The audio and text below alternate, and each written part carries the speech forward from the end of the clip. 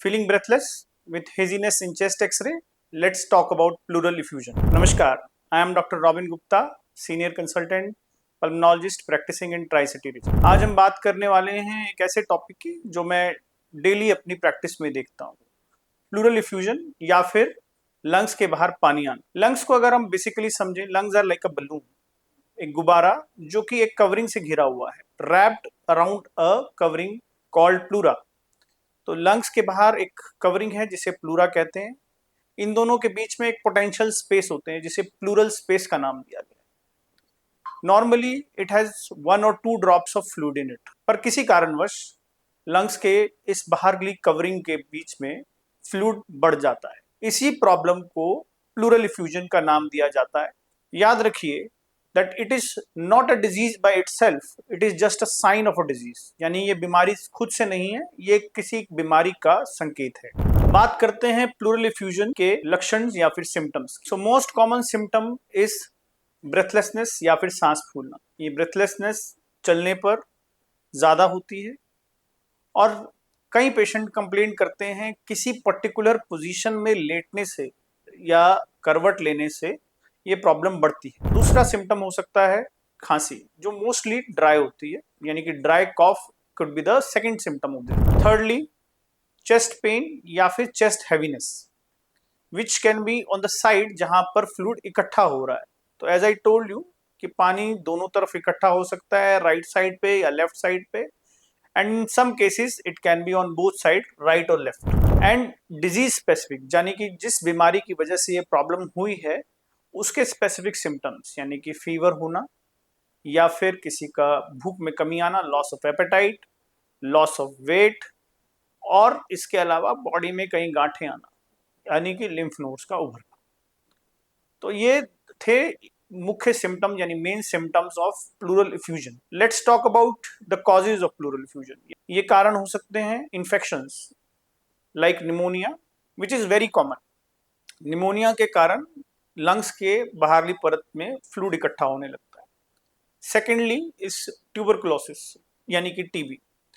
Indian setup में TB is one of the main reason where we see that the fluid gets collected. Some cases can be non infective, यानी किसी infection की वजह से नहीं होने वाले। इसमें majorly we have cancer. It can be cancer of lungs, cancer of breast और cancer of any other body part which leads to fluid accumulation in the pleural space। यानी कि किसी भी बॉडी पार्ट के कैंसर होने की वजह से फ्लूइड इकट्ठा हो सकता है। सम ऑफ द ड्रग्स यानी कुछ दवाइयों की वजह से भी फ्लूइड एक्यूमुलेट हो सकता है। Then there is systemic causes, यानी कि बॉडी के अंदर ऐसी बीमारियां जो पूरी बॉडी को अफेक्ट कर रही हैं and then they are leading to accumulation of fluid in the lungs. Majorly ऐसी बीमारियां हैं कार्डियक कॉजेज, यानी कि heart failure. Secondly kidney problem, chronic kidney disease, patient जिनको डायलिसिस की जरूरत पड़ रही है, they are majorly seen coming to the OPDs with fluid in the lungs. Thirdly liver disease, जिन लोगों का लिवर कम काम कर रहा है उन लोगों के अंदर भी फ्लूइड एक्यूमुलेशन लंग्स में हो सकता है। इन तीन बीमारियों यानी कि किडनी, लिवर और हार्ट की बीमारियों में मेजरली फ्लूइड दोनों तरफ कलेक्ट हो सकता है। इसके अलावा कई और बीमारियां रेयरली हो सकती हैं जिनकी वजह से फ्लूइड एक्यूमुलेट हो सकता है। So how do we diagnose pleural effusion? Pleural effusion को डायग्नोज करने के लिए as we said basic is chest x-ray. Chest x-ray में आपके डॉक्टर आपको बताएंगे कि लंग्स के बाहर कुछ हेजीनेस या फिर वाइट कलर आ रहा है। Then ultrasound of the chest is very mandatory to find out कि लंग्स के बाहर फ्लूइड कितना अक्यूमुलेटेड है। Then very important is removing the fluid and sending it for sample, यानी कि पानी को बाहर निकाल कर जांच के लिए भेजना। It is very simple and very less risky procedure.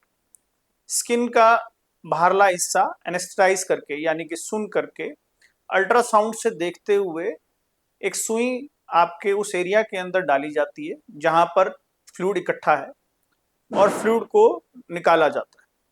Fluid को सैंपल के लिए भेजा जाता है जो कि आपके डॉक्टर तय करते हैं, जिस सैंपल्स की अकॉर्डिंगली डिजीज को डायग्नोज किया जा सकता है। उन सैंपल की रिपोर्ट्स के आधार पर क्या ये टीबी है या फिर सिर्फ निमोनिया या फिर किडनी लीवर की बीमारी या फिर कोई खतरनाक बीमारी जैसे कि कैंसर डायग्नोस किया जाता है।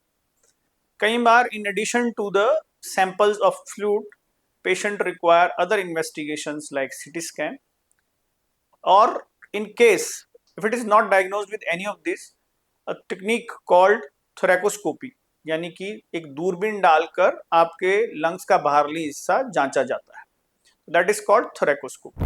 अब बात करते हैं कुछ कॉमन मिथ्स, यानी कि कुछ भ्रांतियां जो प्लूरल इफ्यूजन के बारे में कॉमन है।